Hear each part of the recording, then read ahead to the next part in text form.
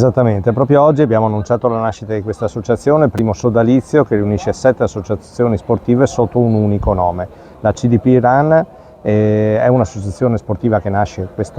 oggi praticamente e darà gli albori a questa nuova iniziativa della Ca del Poggio Run, seconda edizione. 20 ottobre vi aspettiamo tutti numerosi per partecipare a questa giornata che unirà sicuramente lo sport ma a quelli che sono i valori di un territorio meraviglioso che va vissuto con un approccio molto lento a quella che è la vita delle nostre colline, quindi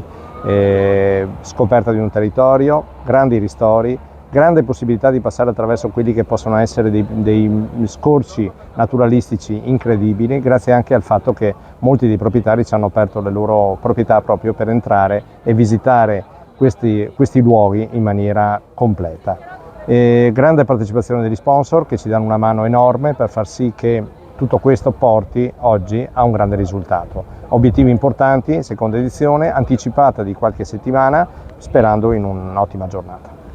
Qual è l'augurio che vi fate sia per questa edizione ma anche per quelle future? Diciamo che oggi quello che è il grande successo è questa forma di associazionismo, di unione di persone che lavorano per uno stesso obiettivo, quindi lo scopo è quello di farlo crescere ancora e farlo diventare uno degli attrazioni, degli eventi di questo territorio per l'autunno, infatti vogliamo ripeterlo tutte le terze domeniche di ottobre.